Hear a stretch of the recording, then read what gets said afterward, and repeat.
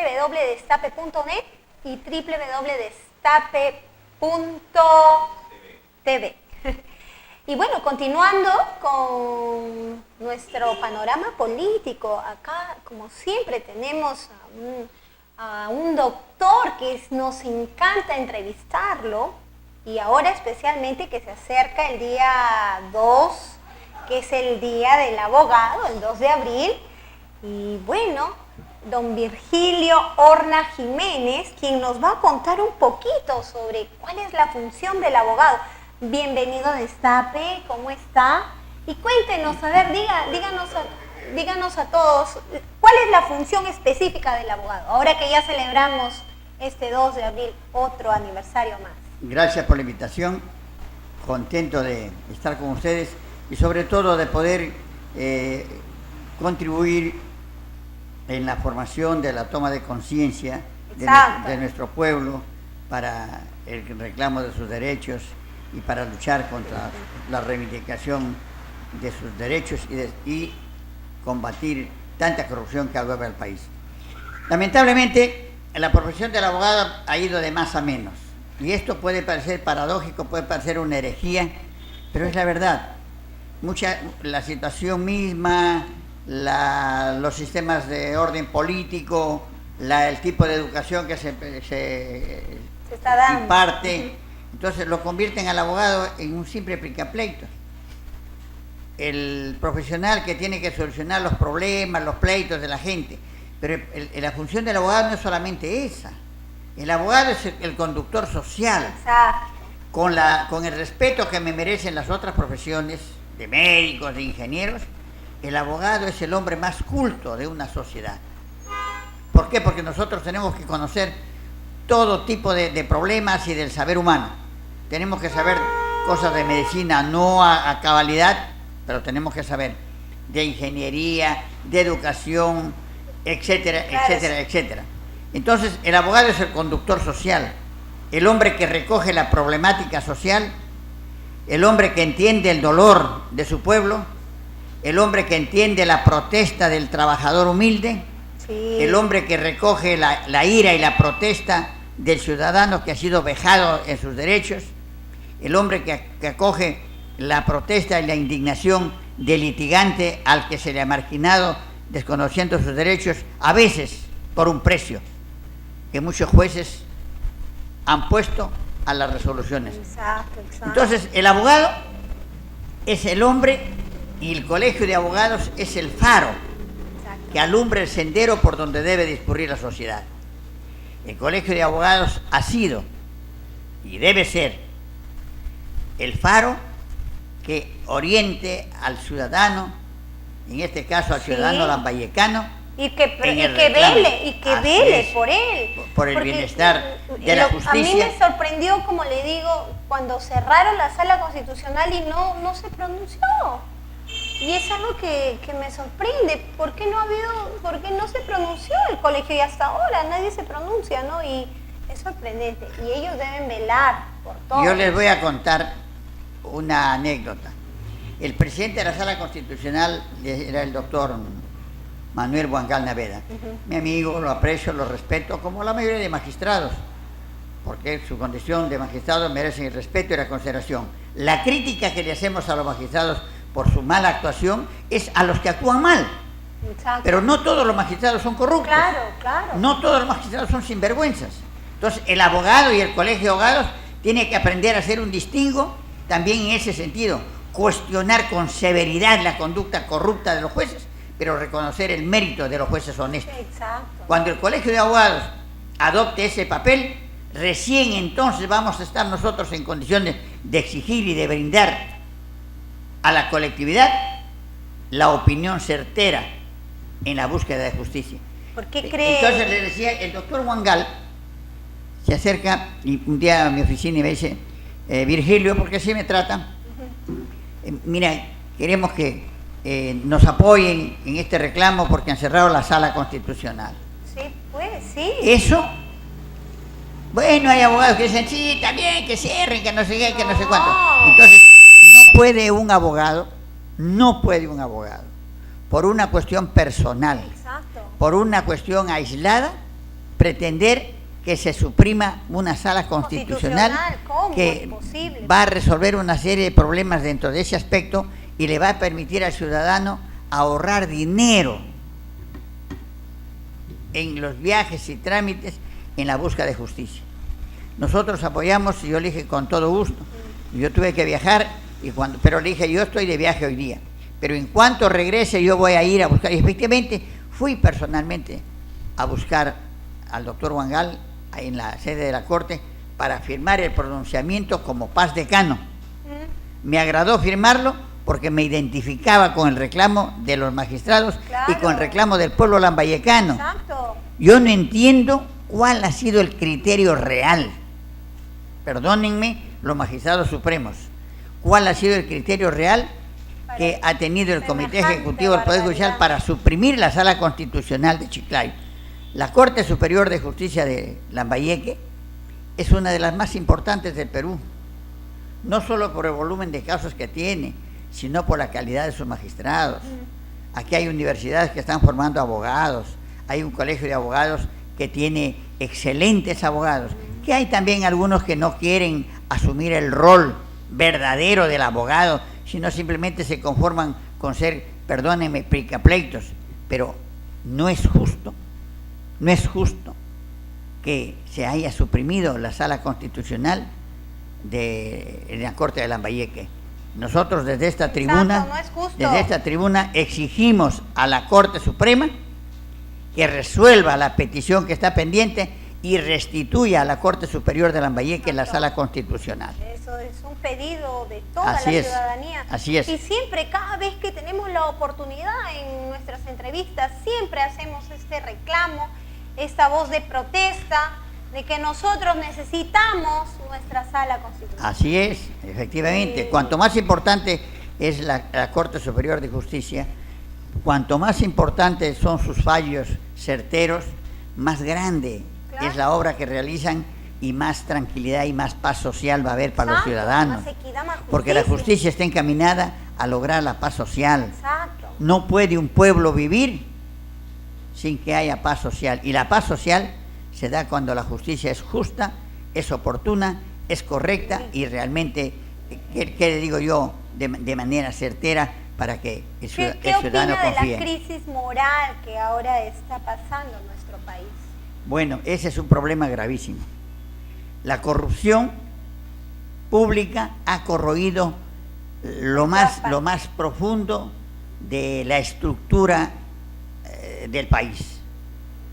Nosotros, ¿cree que haya cómo combatir esto? Hay cómo combatir, pero el problema está de que en esa corrupción están comprometidos magistrados, fiscales, congresistas, ministros, miembros del Tribunal Constitucional y todo lo demás. ¿Por qué? Porque es una cosa monstruosa, por decirlo menos. Una cosa monstruosa, verdaderamente. Que el 90 y tanto % de alcaldes del Perú estén enjuiciados por ladrones. Por favor. Antes en los pueblos pequeños y también en las ciudades, el alcalde era el mejor vecino, el señor, por su decencia, por su honestidad, por su generosidad. Hoy no. Hoy los alcaldes son en su gran mayoría unos corruptos que están buscando cómo hacer negocios para poder enriquecerse a costas del erario nacional y en perjuicio de la ciudadanía. Bárbaras. Aquí tenemos nosotros que formar, inculcar a nuestra juventud a protestar, a reclamar y a protestar, pero preparándose como estudiantes. Exacto. Porque un joven que no estudia, que es negligente, que es ocioso y es vaguito, bueno, pues la protesta que hace, dicen, bueno, ese es el vaguito. Pero hay que preparar a la juventud y hay que inyectarles civismo, inyectarles una formación ética para que ese joven esté en condiciones de reclamar sus derechos y de defender a la colectividad. Que reclame sus derechos y sobre todo, como usted dice, usted ve tanto abuso en las universidades, que les obligan y atropellan los derechos de estos pobres jóvenes y les bajan profesores, estamos hablando de universidades, les bajan la autoestima a los niños. Así es. Y ellos viven sumisos, que simplemente salen de la universidad y acatar y hacer lo que sea. Me contaba una persona, amiga, me dice, fíjese doctor, un profesor que me enseña 2 cursos, me ha citado en esta dirección a las 9 de la noche. Ese miserable, ¿qué cosa pretende? No es que yo me crea santo, no es que me eche talco a la cara.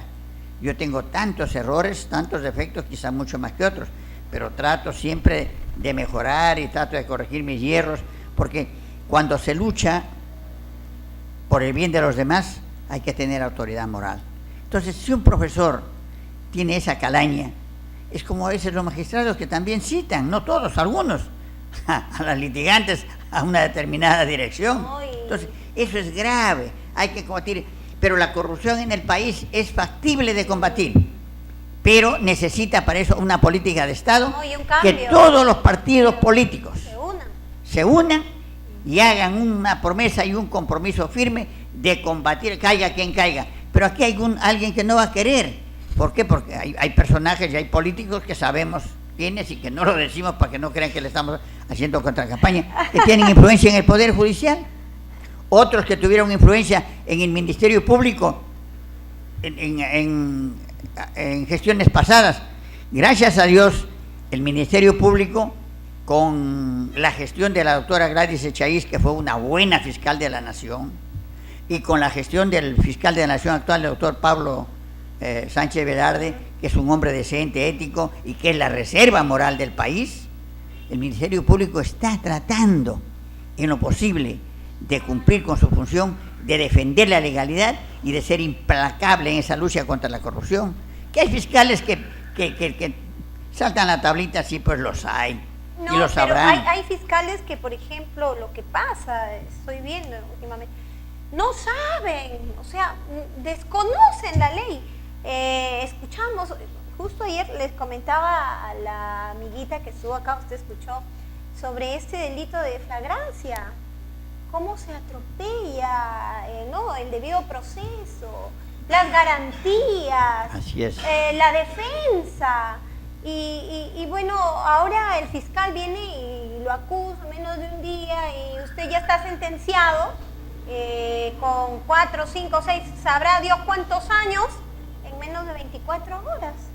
Hay que corregir, hay muchas leyes. El problema es que la corrupción lo desespera a gente buena, y hay gente que en el ansia, en el deseo de corregir esos errores, bueno, inventa cosas, leyes, informes, métodos, pero que a veces son excesivos. Pero el fiscal Entonces, tiene hay que ir corrigiendo, hay que ir corrigiendo. No solamente para eso están las universidades con sus facultades de Derecho, para eso está el Colegio de Abogados, la Iglesia. Yo creo que aquí se puede formar una comisión encargada de analizar los errores de la ley, encargada de pronunciarse sobre acciones de corrupción, pero en equipo, en conjunto, una comisión donde esté el obispo, de repente alguna institución evangélica, estén los colegios de abogados, las universidades, la Cámara de Comercio, el Colegio de Ingenieros, en fin, todas esas instituciones, para que sean un bloque fuerte y que combatan realmente la corrupción, porque los corruptos se basan... defiendan al ciudadano. Así es. Eso es lo más importante, y le digo siempre a un fiscal, ¿no? O sea, no es tu función solamente atacar, sino también ver la garantía de defensa de la persona que está siendo acusada. También el fiscal debe ver ¿no?, que el procesado, su defensa, que no se le viole el derecho. Así su es, defensa, su debido proceso. Aquí se busca... No es cuestión solamente de ¿qué hace el fiscal? Lo acusa y lo lleva a una serie de pérdidas de tiempo. Así es. Lo que se necesita es una justicia que realmente responda a las exigencias de celeridad, exacto, de respeto al debido proceso, exacto, y sobre todo de imparcialidad y de moral. Exacto. Eso es importante. Mientras eso no exista, exacto, habrá problemas. Pero ¿qué pasa? Volvemos a lo anterior. Sí. Los grupos de poder económico, los jerarcas de la política, les convendrá que hayan jueces honestos, que sean implacables con los ladrones, no les va a convenir. Y ahí justo está la madre del cordero. Entonces, las instituciones de base, los sindicatos, las asociaciones de madres, el club de madres, del vaso de leche, el pueblo tiene que organizarse para salir a protestar y para hacer reclamar. Por ejemplo, yo me alegro, de verdad que me alegro sobremanera, cómo la juventud del país está respondiendo a esta crisis política que vivimos con un proceso electoral plagado de corrupciones, de sinvergüencerías y de acomodos. ¿Qué opina de la marcha del 5 de abril? Yo tengo la más firme esperanza y confianza que esa marcha tiene que ser contundente. Los jóvenes van a responder a las ansias que tiene el pueblo de justicia. Y ahí se está haciendo realidad lo que decía el gran pensador cubano José Ingenieros: juventud sin rebeldía es servidumbre precoz. Los jóvenes están diciendo, y aquí también se va a poner en práctica lo que dijo Víctor Raúl y que muchos apristas lo han olvidado: los jóvenes a la obra y los viejos a la tumba. Entonces aquí a muchos apristas no le conviene eso. Entonces, contra eso es lo que nosotros tenemos que hacer. El 5 de abril debemos salir, no solo los jóvenes, sino también los jóvenes de la tercera edad, entre los que me incluyo.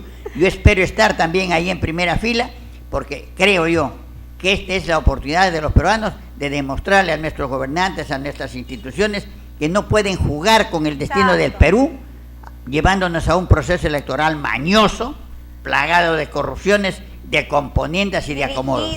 Claro. Así es. Y bueno, así es.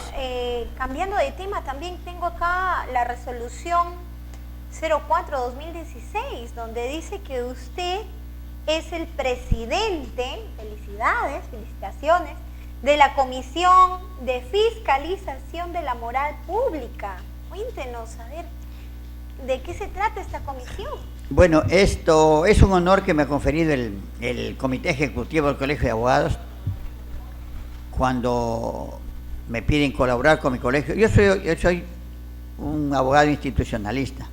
Al margen de la discrepancia personal, política, lo que fuere, con tal o cual directivo, con tal o cual decano, está mi institución, está mi colegio. Claro. Yo fui decano y como decano trabajamos de la manera más esforzada por hacer del Colegio de Abogados una institución que prestigia a Lambayeque, y gracias a Dios, gracias al apoyo de ese equipo de jóvenes que se pusieron la camiseta del Colegio de Abogados de Lambayeque, hicimos una gestión, según dicen, muy buena. La colectividad lambayecana consideraba al Colegio de Abogados su colegio. A nosotros nos invitaban los Rotarios, los Leones, a sus cenas y para darles charlas. Hemos ido varias veces Rotarios en el Club Árabe para tener conversación con ellos. En fin, los lambayecanos sentían que el Colegio de Abogados era parte de ellos. Yo le agradezco, y aquí se hicieron eventos donde vinieron los más grandes penalistas de la época a tratar sobre la pena de muerte, ¿no? Inclusive el fiscal de Nación de esa época, el doctor Miguel Caber Gúsquiga, un hombre muy respetable, mi saludo y que Dios lo proteja, tuvo el coraje de decir en esa época que era necesario el diálogo con los guerrilleros para que vuelva la paz social. Le hicieron cargamontón, que no. Los abogados de la Convención Regional del Nororiente de los Colegios de Abogados defendimos la posición del doctor Cabero, y eso impidió que lo destituyeran, porque la intención era destituirlo. Entonces, cuando nos pide el decano actual, el doctor Carlos Martínez Oblitas, nuestro respaldo, aceptamos, y él nos ha honrado. Comisión de Fiscalización de la Moral Pública. Así es, a nosotros nos han dado una papa bien caliente. Exacto. Pero nosotros no nos corremos de eso. ¿Y sabe por qué? Porque desde nuestro hogar nos enseñaron a ser honrados. Desde nuestro hogar nos enseñaron a ser íntegros en la moral, y nos enseñaron a ser generosos y a defender al prójimo. Esa va a ser la política que vamos a aplicar en esa comisión. ¿Por qué? Porque Lambayeque necesita instituciones y personas que se comprometan en combatir a los corruptos y a los sinvergüenzas. Sí. Hay que correr a los corruptos, hay que convertirnos en gatos para correr a todos los pericotes que tanto daño le han hecho a Lambayeque. Es una una posición frontal contra Así es, todo frontal, tipo, sin venganza, sin odios, contra sin todo posiciones tipo de sectarias. corrupción. Así es. Va a ser una lucha frontal, pero dígame, con ¿hay mucha alguna serenidad manera y de mucha que imparcialidad. los ciudadanos lleguen hacia ustedes y les den a conocer cualquier acto de corrupción? ¿O ustedes van a estar en el colegio, van a atender? Así es, vamos a atender en el local central de nuestro colegio, en la urbanización del abogado, y vamos a convocar a conferencias de prensa y vamos a coordinar con los funcionarios de la Contraloría General de la República, qué bueno. porque la única forma es hacer un trabajo en equipo para poder luchar. Entonces el ciudadano común y corriente va a saber que el Colegio de Abogados, ilustre Colegio de Abogados de Lambayeque, va a recibir su queja, su denuncia, y el colegio se va a encargar ya de procesarla y de investigarla. Por entonces ese ciudadano se va a sentir amparado por su Colegio de Abogados. Bueno, la primera denuncia es... sí, va acá, nuestro director pregunta, ¿no?, sobre si les van a dar una infraestructura para... Bueno, el decano nos ha ofrecido dar todas las facilidades para cumplir de manera eficiente nuestra labor. Y yo creo que el doctor Martínez... Ahora va a ser dentro del colegio. Dentro del colegio, así es. Creo que probablemente la creación de alguna página web donde facilite a los ciudadanos. Así es, a entrar. ¿no? Es muy posible que se haga eso. Entonces, se va a hacer un trabajo realmente serio y un trabajo con mucha ponderación. Nosotros no podemos permitir ni podemos hacer una lucha contra la corrupción, pero atropellando el derecho ajeno, ¿no?, violando el debido proceso o dando rienda suelta a nuestro hígado o a nuestra venganza. La comisión va a ser absolutamente imparcial, absolutamente justa, y sobre todo, si hablamos de corrupción y hablamos de justicia, tenemos que dar nosotros las muestras, pues, de que somos justos. Si no, estaríamos caminando mal. Yo confío y le pido a Dios que nos dé la serenidad, la prudencia y la sabiduría necesaria para poder actuar y servir a Lambayeque. Yo quiero mucho a Lambayeque. Para el desarrollo de nuestra región. Así es, ¿no? efectivamente. Y la justicia también. Así es, aquí hay tantas cosas que se han dado. Miren, hay casos, por ejemplo, las cooperativas, Pomalca, Pucallá, las empresas azucareras, años luchando por esto y no se resuelve el conflicto. Los trabajadores siguen siendo pobres y marginados. 4 sinvergüenzas se enriquecen y los procesos nunca terminan. Entonces, ¿qué hay que hacer? Hay que buscar una solución a eso. Nosotros tendremos reuniones seguramente con la presidenta de la Corte, con la fiscal decano. Hoy se cumplen 7 años ya de la puesta en marcha del nuevo Código Procesal Penal, ¿no? Y se ha avanzado en el aspecto judicial, ¿cree usted? Se ha avanzado bastante, indudablemente que se ha avanzado, no lo que quisiéramos y lo que desearíamos, pero se ha avanzado. Y esto, que alguna rémora que ha habido, es precisamente propia del sistema, que no nos hemos sacudido pues del tarjetazo, de la coima y de esta cosa, ¿no? Los discursos son hermosos, las acciones, ahí está el meollo del asunto, ahí está. Entonces hay que ver, por eso hay que hacernos eco de lo que dice la palabra bíblica, lo que dijo el Señor: por sus hechos los conoceréis. No por lo que digan, por el discurso, sino por sus hechos. O como decían los griegos y los antiguos romanos, res non verba, hechos, no palabras. Exacto. Eso fue de Odría. Y a propósito de Odría, las mujeres como usted son mal agradecidas. ¿Y sabe por qué?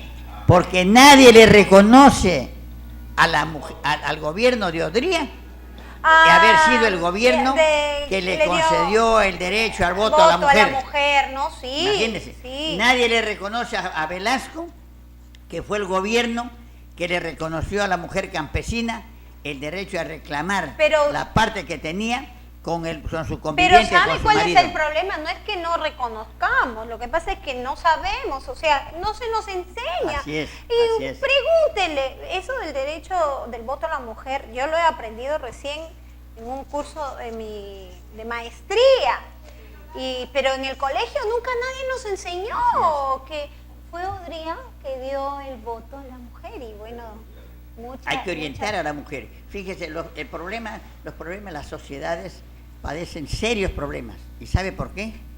¿Por qué? Porque la juventud no está bien orientada y los hogares están constituidos débilmente, éticamente, afectivamente, hay mucha debilidad. ¿Por qué? Porque no le enseñan. La mujer todavía sigue siendo ¿qué le digo? Jugando el papel simplemente de mujer. Voy a usar un término castizo, pero con todo respeto, el papel de hembra. La mujer no tiene que usar simplemente el papel de hembra, sino el papel de madre, claro, el papel de esposa, el papel de mujer grandioso, porque María fue mujer y María fue madre de Cristo, nuestro Redentor. Entonces hay que enseñarle desde el colegio a la mujer ese papel de prudencia, de tino, de serenidad, sobre todo de mucho criterio. Los hogares caminan cuando la mujer es inteligente y es generosa. Al marido más cangrejón, la mujer con su inteligencia lo hace bailar en la palma de la mano. Hay que enseñarle. Tampoco el marido puede ser abusivo, va a venir borracho, con prepotencia, a pedir comida si no ha dejado el diario. En fin, se va de juerga y viene después de 3 días y todavía caliente con la mujer. Tampoco, ¿no? Yo no soy santo, no puedo tirar la primera piedra, que Dios me perdone. Pero la verdad, hay que salvar al país.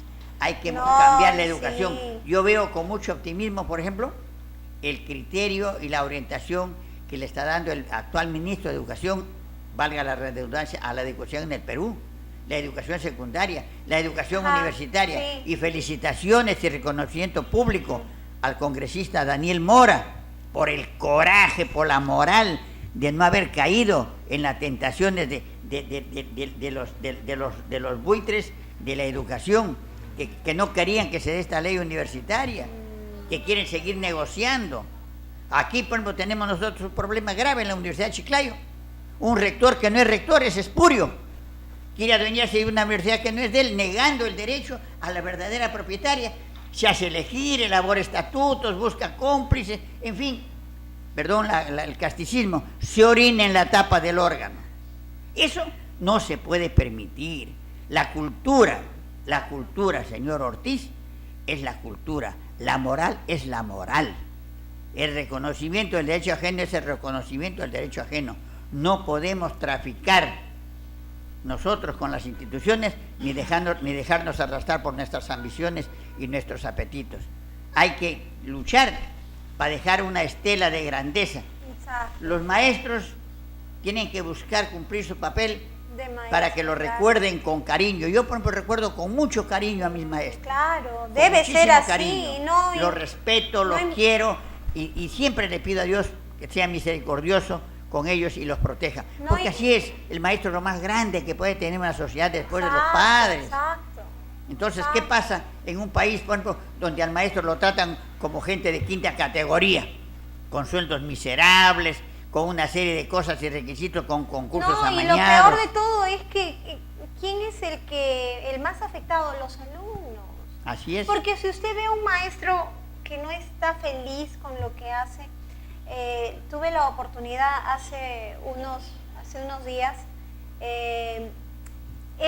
había un maestro que le cerraba, el alumno llegaba, hubo un alumnito que se levantaba desde las 4 de la mañana, cachimbo, y bueno, pues está en la Facultad de Medicina, llegó un poquito tarde, creo que la entrada era 7:20, el niño llegó 7:22 porque los combis, usted sabe, venía desde Monsejú, y le cerró la puerta en la cara el profesor.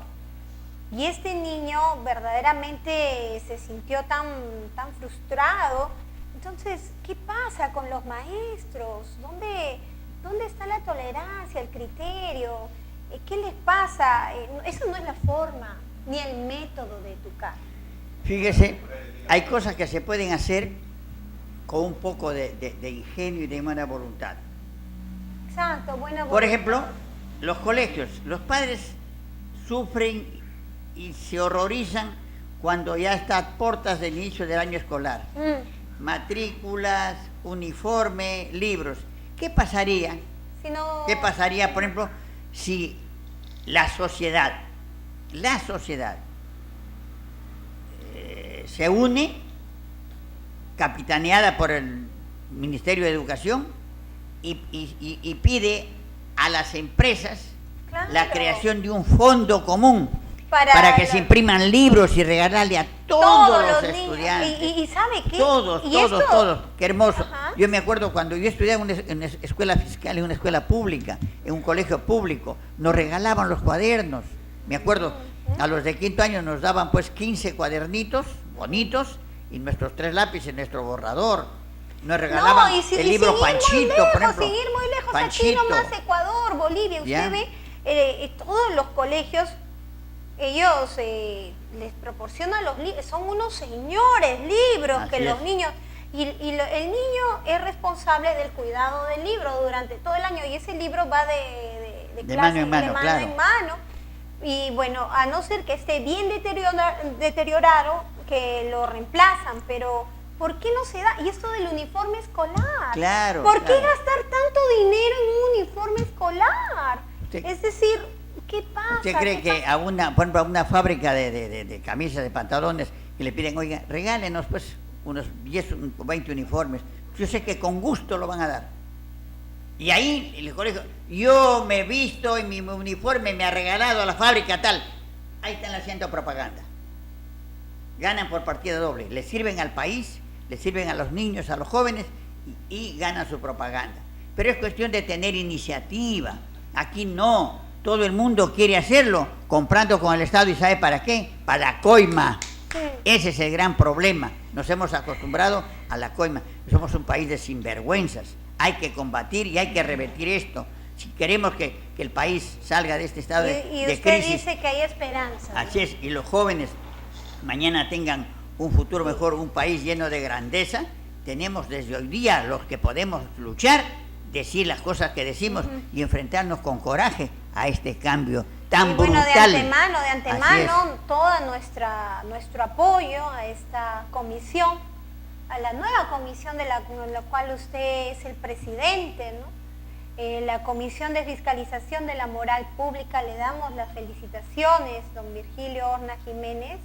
Sabemos que esto va a ser algo que nos va a beneficiar a todos nosotros, ¿no? Y tenerlo usted como presidente y a sus miembros también, ¿no? Así es. Felicitarlos a todos, creo que el día viernes 8 de abril, ¿no? Va a ser... Viernes 8 de abril. Los miembros de la comisión son abogados calificados, gente honesta, gente comprometida con el bien común, decididos a servir al país.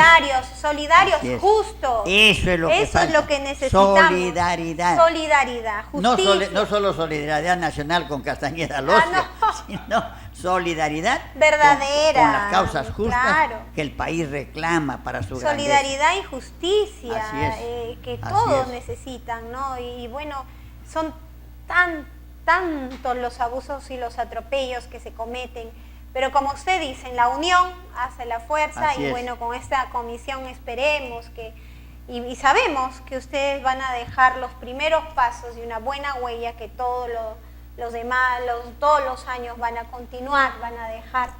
Ustedes son los pioneros, ¿no?, de esta comisión y bueno, le deseamos muchos éxitos. Mañana bailar, ¿no?, en el día El del abogado. Así es.